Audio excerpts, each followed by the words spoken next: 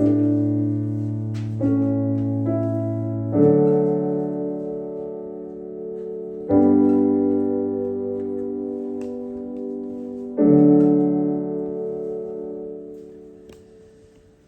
예배를 통하여 우리에게 주시는 말씀 사도행전 1장 4절에서 9절까지 말씀입니다.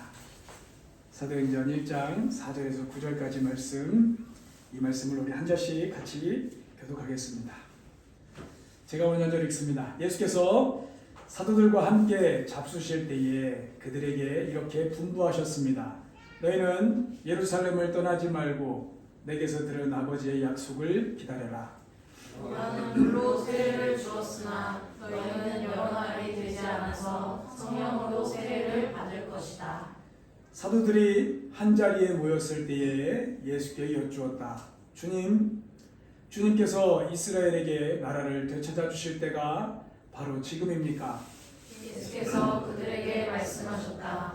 때나 시기는 아버지께서 아버지의 권한으로 정하신 것이니 너희가 알 바가 아니다. 그러나 성령이 너희에게 내리시면 너희는 능력을 받고 예루살렘과 온 유대와 사마리아에서 그리고 마침내 땅끝에까지 이르러 내 증인이 될 것이다. 이 말씀을 하신 다음에 그가 그들이 보는 앞에서 들려올려 하시니 구름에 쌓여서 보이지 않게 되었다. 아멘. 오늘 말씀의 제목은 성령이 내리시면 이렇게 세웠습니다. 개역개정 우리가 익숙한 버전으로는 성령이 임하시면 이렇게 이해할 수 있겠죠. 지난주 예수님께서 부활하시고 승천하시기 전 40일 동안 무엇을 집중하셨고 무엇을 위하여 제자들과 함께 교제하셨는지, 무슨 말씀을 하셨는지 우리가 나눴습니다. 예수님은 이 땅에 복음을 전하기 시작하시면서부터 하나님 나라, 이 땅에 이미 시작된 하나님 나라를 선포하셨고, 그리고 하나님 나라가 이 제자들을 통해서 확장될 것을 개인으로부터 시작해서 점점 그 영역으로, 삶의 이곳저곳 영역으로, 그리고 또 내 주변의 사람들에게로 확장되는 것을 사도행전에서 기록하였다. 지난주에 나눴습니다. 그리고 이 40일 동안 예수님께서 또 중요하게 여기셨던 한 가지가 더 있습니다. 그것이 오늘 본문의 말씀입니다. 예수님께서 십자가에 죽으시기 전, 얼마 전부터 이 성령에 관한 말씀을 자주 하셨습니다. 성령을 기다리라. 성령이 오실 것이다. 성령을 받으라. 그렇게 말씀하셨고, 또 부활하신 이후에도 예수님의 약속은 계속 이 부분이었습니다. 하나님 나라와 성령. 이제 하나님의 영이 너에게 임하셔서 너희가 완전히 다른 삶을 살게 될 것이다. 그렇게 약속하시고 선포하시고 준비하게 하셨습니다. 그래서 예수님과 함께 이렇게 식사하시면서 너희들은 예루살렘을 떠나지 마 하셨고, 그리고 거기서 성령을 기다려라 하셨습니다. 요한은 너희에게 물로 세례를 주었잖아.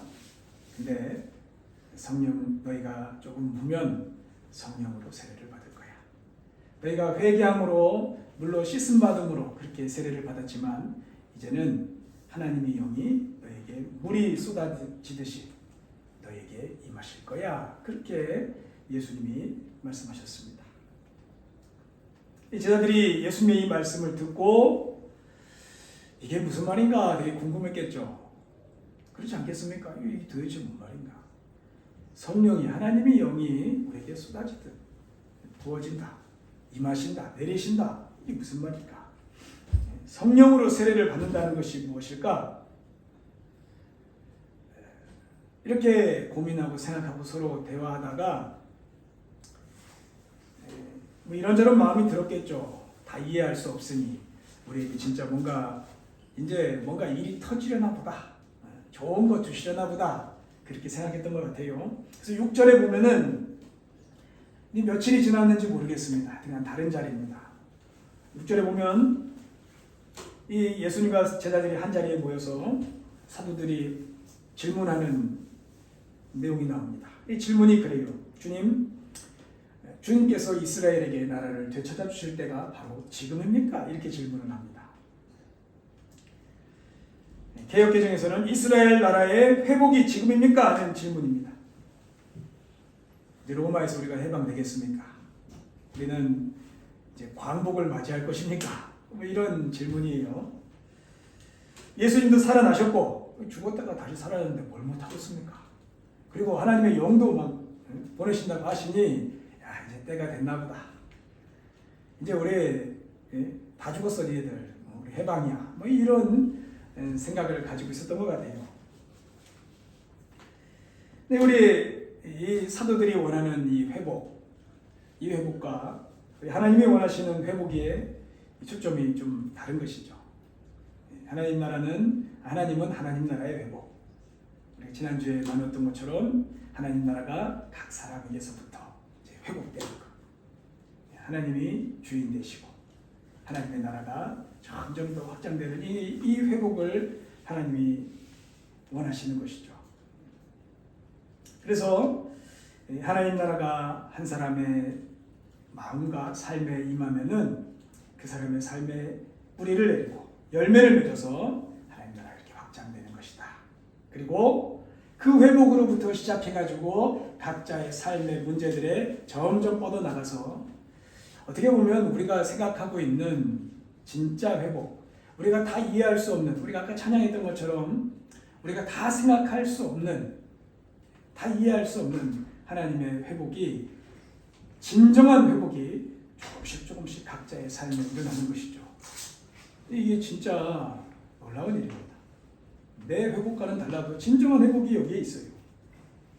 인간이 얻을 수 있는 참 행복과 점점 더 가까워지고 자기가 원하는 회복과는 관점이 다르다 할지라도 세월이 지나면은 뭔가 좋은 일들이 있는 거예요. 내가 바뀐 거예요. 이런 일들이 각 사람에게 임하는 것이죠. 이 진정한 회복입니다. 하나님이 원하시는 회복. 그럼에도 우리 제자들이 원하는 회복, 아직도 인간적인 그런 기대 안에서의 회복을 소원하는 모습들을 여전히 보게 됩니다. 답답해 보이십니까? 우리는 이 뒤에 성경 내용을 알아서 제자들 또 저런다 이렇게 할 수도 있을지 모르겠어요. 그런데 우리라고 뭐 별 다를 것 같아요?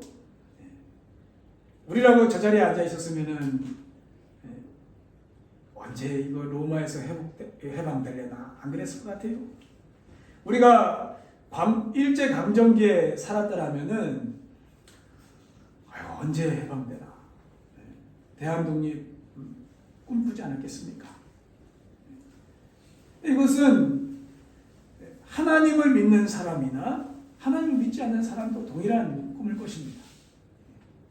그렇기 때문에 우리 내 개인의 인간의 소망으로는 항상 여기에 머무를 수밖에 없다는 것을 인정하셔야 됩니다.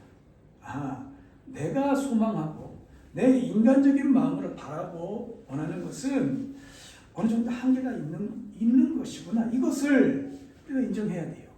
지금 내 1차원적인 내 소망, 지금 내 눈앞에 있는 어떤 바람, 여기서 내가 이 눈을 들어 한 단계 올라가기가 이게 보통 일이 아니구나. 이거를 우리가 하나님 앞에서 인정을 해야 된다는 것입니다. 아무리 내가 하나님을 잘 믿고 나 혼자 하나님을 신실하게 믿고 기도 많이 하고 맨날 2시간 3시간 기도해도 하나님의 법을 지킨다 해도 나 홀로의 소망으로는 항상 이 세상에 머무를 수밖에 없다는 거예요. 벗어나지 못하고 그래서 내 모습을 이렇게 딱 살펴보면은 맨날 그 문제예요. 맨날 고민하는 게 맨날 그 문제. 맨날 생각하는 게 그 부분. 돌고 돌아서 얼마 전에 기도했던 그 문제. 또 내가 누리고 싶은 그것도, 얻고 싶은 또 그거. 나의 인간적인 기대로는 항상 어떻게 보면 이 책밟기를 돌 수밖에 없다는 것이죠. 거기에 대해서 오늘 우리 예수님이 말씀하시는 거예요. 때와 시기에 대해서 그거는 너희들이 지금 신경 쓸 게 아니다. 그 앞에 1장 8절에 그러나 이게 붙은 거예요. 그러나 너희들이 그렇게 살 수밖에 없는 그런 육신을 입은 존재이나 성령이 임하시면 이걸 지금 저희들에게 말씀하시는 거예요. 너희들이 지금 로마에서 해방되기를 간절히 원하는 그 마음 다 안다. 그러나 성령이 임하시면 이제 너희는 다른 소망을 품게 될 거야. 그 말씀하시는 거예요. 개역 성경에서는 오직 성령이 너에게 임하시면, 그러나 이든 오직이든 세상 나라의 소망만 품고 사는 사람이 성령이 임하시면 하나님 나라의 소망을 품으면서 살 수 있는 인생의 길을 걷게 될 것이다. 이것이 가능하게 되어진다는 것을 우리 주님이 말씀하시는 거예요. 이 말씀이 소망이 되시기를 축복합니다. 소망이 되셔야 돼요. 내가 이 땅 살면서 수도 없이 듣는 그런 소리들 있잖아요. 이 세상에 국한된 소리들. 뭐 되게 성공했다는 사람들, 잘 나간다는 사람들, 책 쓰는 사람들, TV에 나오는 사람들, 그런 세상에 국한된 이 땅에서 잘 먹고 잘 사는 법, 그런 수많은 이야기들. 또 그냥 지나가는 소리들로 다 뭐 먹고 살자고 하는 짓이지, 그런 이야기들.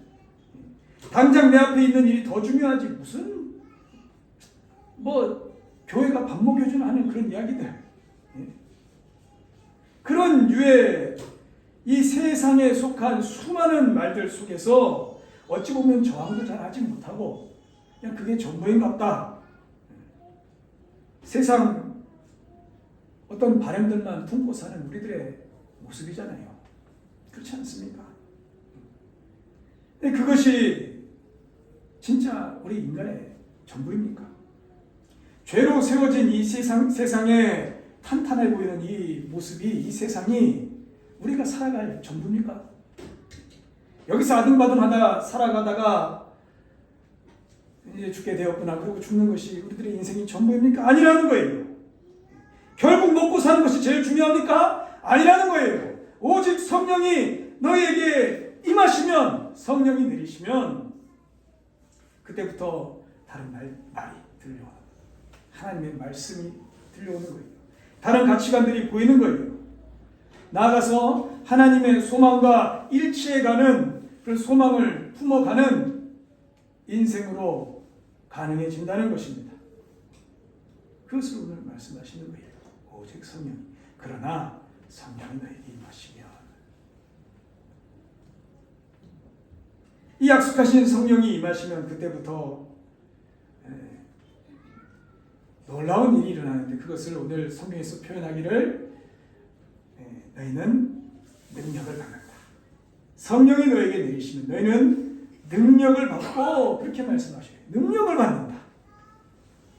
이게 무슨 의미입니까? 여러분, 능력을 받는다는 게 뭡니까? 여러분 능력 받아보셨습니까? 우리 요즘 뭐 영화 같은 데 보면 능력 받은 사람들의 이야기들이 많잖아요. 뭐 슈트 입어가지고 완전히 뭐 다른 사람이 되어가지고 지구를 지키고 영웅이 되고 변신 막 해가면서 애들 프로그램에도 그런 능력들 우리가 생각할 수 있는데, 오늘 이 성경에서 말씀하시는 능력은 무엇인가? 여기서 말씀하시는 능력의 핵심은 주인이 바뀌는 능력이에요. 주인이 바뀐 능력. 이해하기 쉽게 요즘 나의 소속이 바뀌는 거예요. 연예인들로 치면은 소속사가 바뀌는 거예요. 이게 다른 뭐 별것 아닌 것 같지만은 그 주인이 내 주인이 하나님이 되신다. 이겁니다. 이게 오늘 본문에 성령이 임하시면 너희가 능력을 받고 이것의 핵심입니다. 하나님이 나의 주인 되시는 능력, 하나님이 나의 인도자 되시는 능력, 하나님이 나의 보호자가 되시는 능력, 이 능력을 지금 말씀하십니다. 성령이 내 안에 임함으로 내 소속이 바뀌는 거예요. 예전에는 온갖 것들, 온갖 잡것들이 나를 다스리잖아요.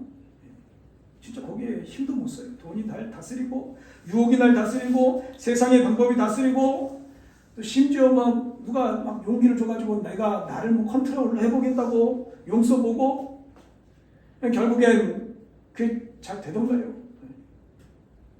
예전으로 돌아가고, 결국엔 외롭고, 또 결국엔 불안이 끊이질 않고, 진정으로 나를 돕는 손길 경험해보지 못하고 그렇게 사는 것이죠. 그러나 성령이 임하시면 하나님이 내 주인이 되시는 능력을 받습니다. 그 주인은 너무 좋은 분이시고 능력으로 치면은 비교할 대상이 없고 심지어 이 세상을 창조하신 분이요 사람의 복의 근원이 되시고 사람을 구원하신 유일한 분이십니다. 주인이 바뀌니 사람이 바뀌는 거예요. 소속이 바뀌니 사람이 바뀌는 거예요. 여러분 친구들 중에 뭐 오랜만에 만난 친구들 가운데 뭐 얼굴은 뭐 별 차이 없는데 완전히 달라 보이는 사람들 있지 않던가요? 자세히 보면은 다른 게 아니에요. 소속이 바뀌었어. 예전에 학교 다닐 때는 뭐 이 자식아 이러던 애들이 의젓해가지고 나타나면은 야 너 바뀌었다 그러잖아요.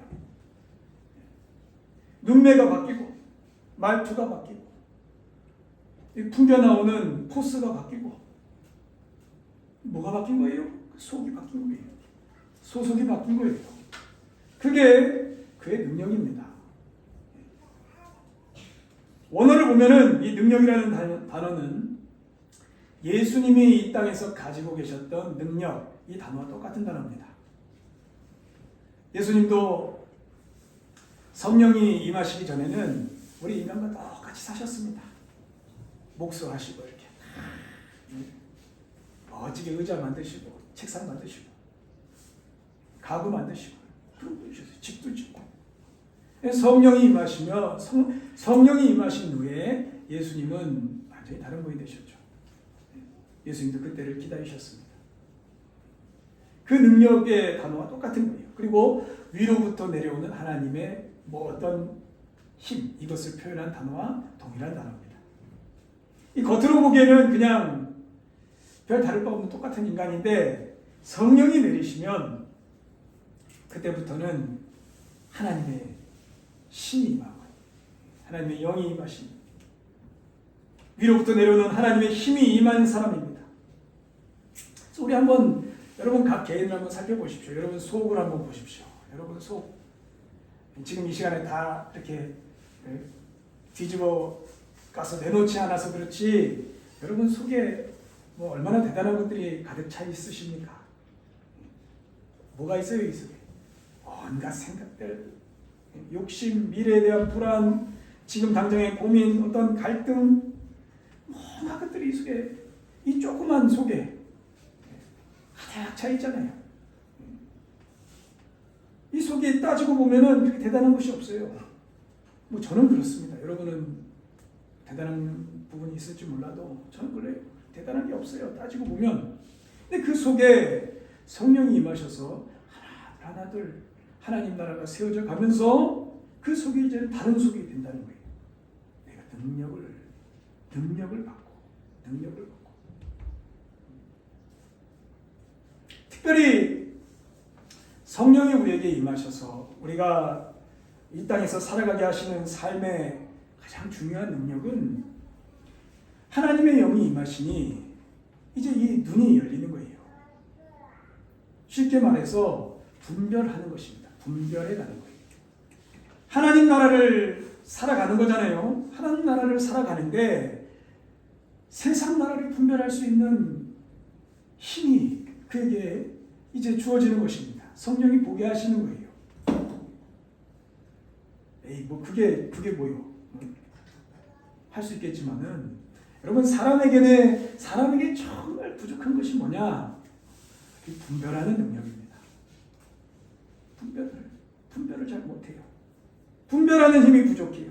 그게 부족해가지고 경험하고 아파. 또 경험하고 실패하고.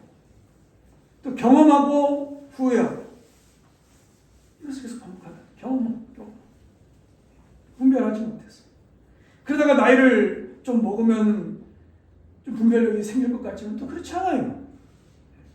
내가 말이지 좀 살아봤는데 그렇게 얘기하면서도 결국에는 보면은 나이를 먹어서도 내가 이 나이를 먹고 무엇을 해야 되는지 분별하지를 못해요. 그래서 죽는 그 순간까지도 불안하고 후회하고. 그게 일반적인 우리들의 인생 아닙니까?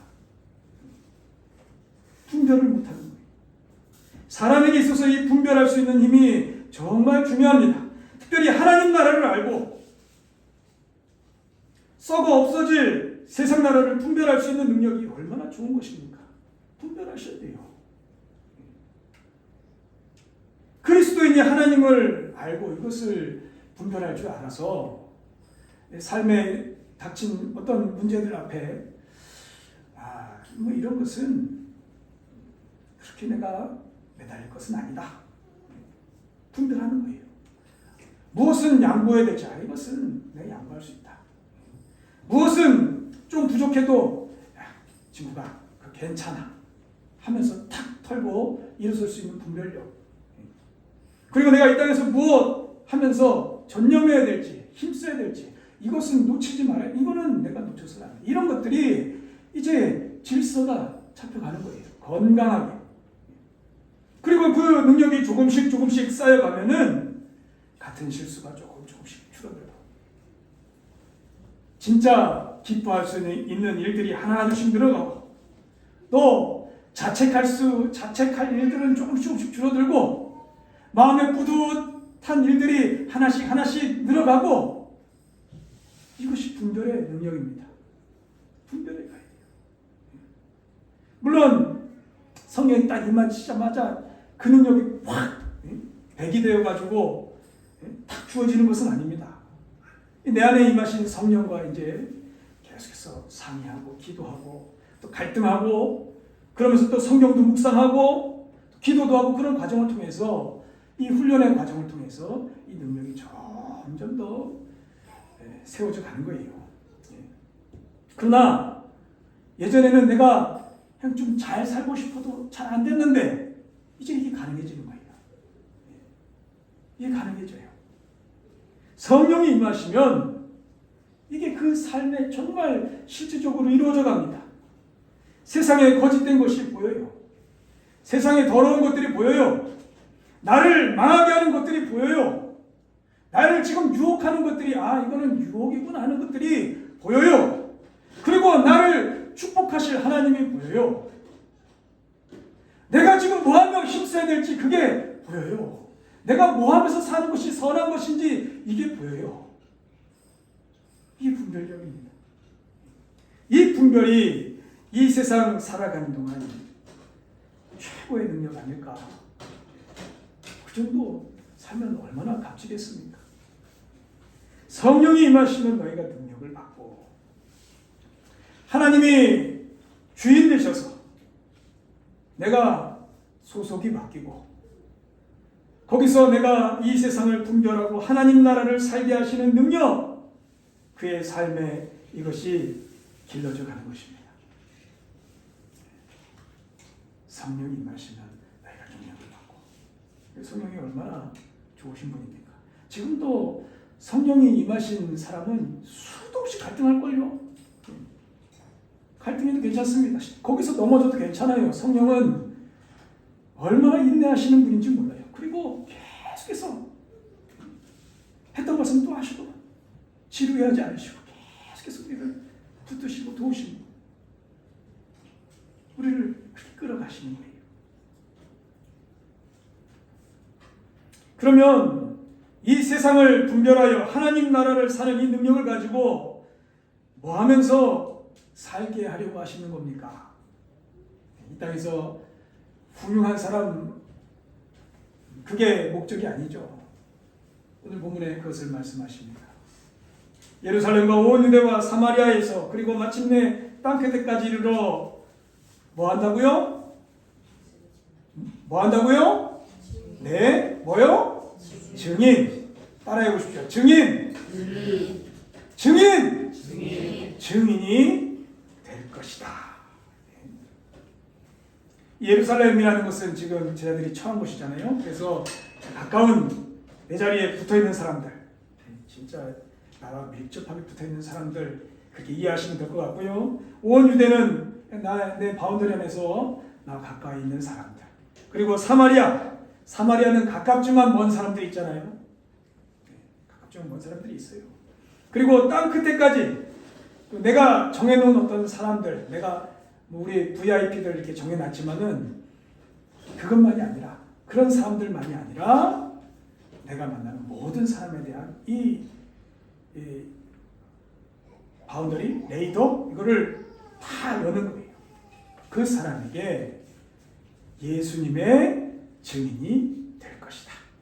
하나님 나라를 살며 이 세상을 분별해가며 너희는 내 증인이 될 거야. 우리 예수님이 지금 말씀하시는 거예요. 새로운 비전을 주시는 것입니다.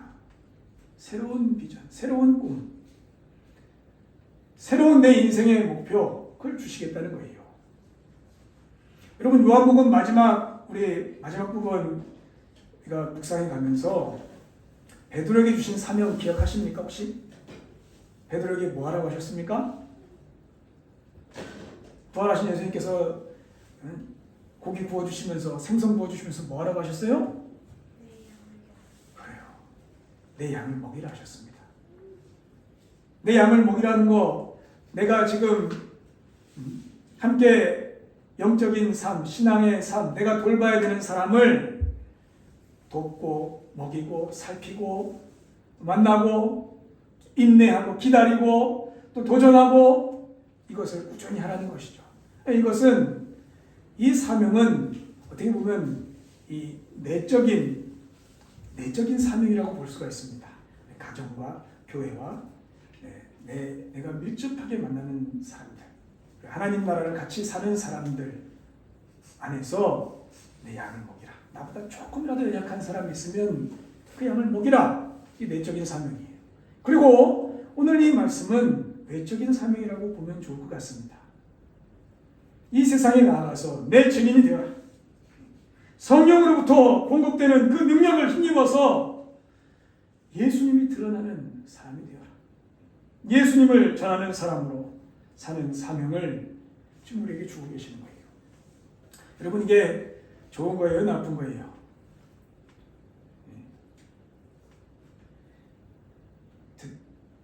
대답이 여러분, 이게 부담만스러운 거예요? 영광스러운 거예요? 영광스러운 거예요.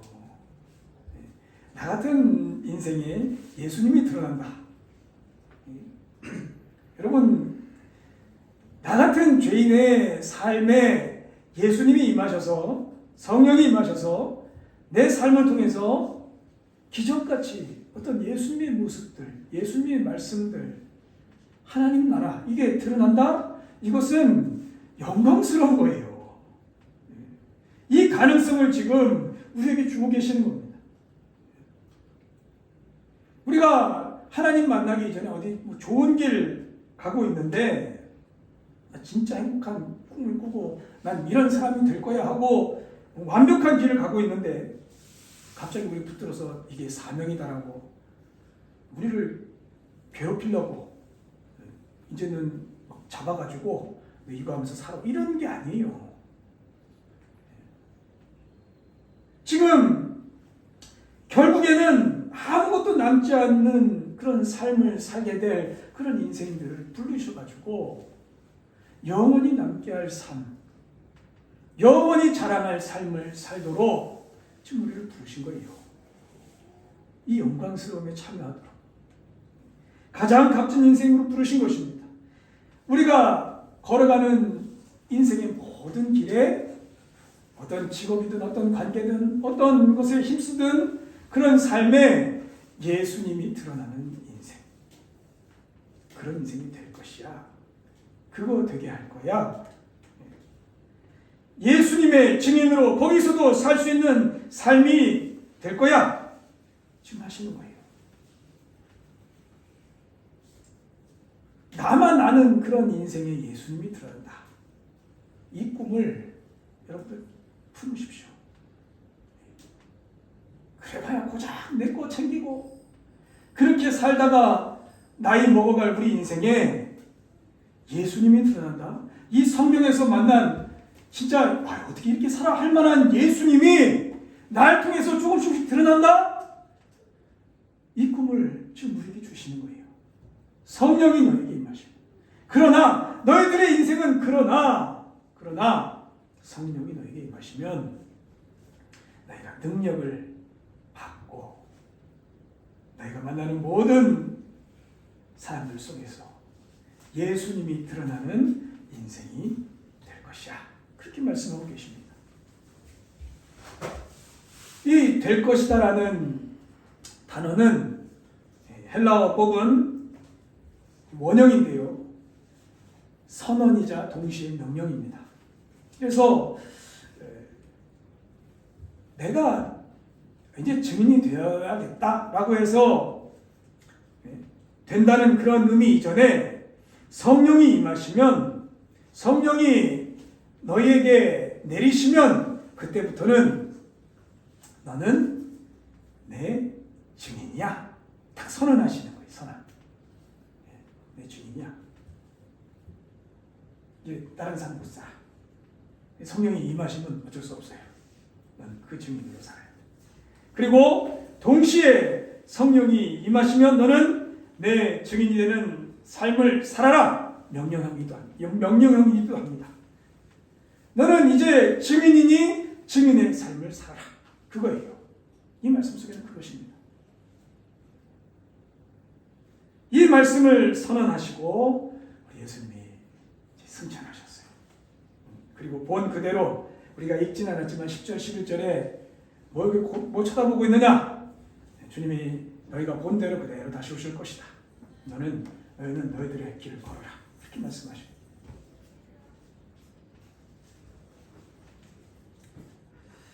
말씀을 맺으려 합니다. 다음 주가 공교롭게도 오순절 성령 강림을 기념하는 성령 강림주일입니다. 예루살렘에 모여서 성령이 오시기만을 예수님이 명령하셨던 것처럼 너희는 성령을 기다려. 약속하신 아버지께서 약속하신 성령을 기다려. 그 말씀 붙들고 모여가지고 언제 들이닥쳐가지고 잡힐지 모르는 그 상황에서 오직 성령을 기다렸다가 예수님이 승천하시고 한 10일 뒤에 성령이 임하신 그날을 기념하는 날이에요. 우리도 그 사도들처럼 한 주간 성령을 사모하기를 원합니다. 그렇게 한 주를 보내십시다. 오늘 들은 말씀에 성령이 내 안에 임하셔서 나를 복되게 하시려고 내게 하나님 나라의 씨앗을 심어주시고 세상을 분별하게 하시고 영원한 것을 보게 하시고 썩어질 것을 보게 하시고 하나님 나라를 살게 하시고 그리고 그 증인이 되게 하실 성령 하나님, 그 성령의 은혜를 한 주 동안 같이 사모하십시다. 그리고 증인으로 각자의 자리에서 사십시다. 우리 성령 하나님은 이미 이 땅에 임하셨고 이미 각 사람의 마음에 이미 임하신 하나님 나라를 세우신 각 사람의 마음에 이미 임하시기도 하셨고 지금 하나님 나라를 세워가시고 확장해 가십니다. 우리 예명교회가 늘 성령이 임하시는 처소요, 또 성령께서 일하시는 하나님 나라가 되기를 소망합니다. 그리고 흩어져서도 이번 한 주 성령의 증인이 너는 증인이다, 증인이니 증인으로 살아라 하신 이 명령이 마음에 새겨져서 각자의 삶의 증인으로 사시는 귀한 한 주가 되시기를, 또 귀한 우리의 훗날의 인생이 되시기를 축원합니다. 기도하겠습니다. 하나님 감사합니다. 우리 예수님께서 승천하시면서 성령의 약속을 하셨습니다. 우리가 나약한 인생들이지만 특히 세상이라는 것에 너무 연약하여 벌벌 떨 수밖에 없는 인생들이지만 그러나 성령이 임하시면 너희가 능력을 받고 예수님의 증인으로 살 것이다 하신 이 말씀을 오늘 우리가 마음에 새깁니다. 우리 안에 계신 성령님, 우리를 그렇게 이끌어 가시고 특별히 이번 한 주 동안 오늘 이 말씀이 떠올라서 어떤 상황에서도 증인으로 살게 하여 주시고 그 삶의 기쁨과 감격과 영광이 충만하도록 축복하여 주옵소서. 예수님의 이름으로 기도드립니다. 아멘. 아멘.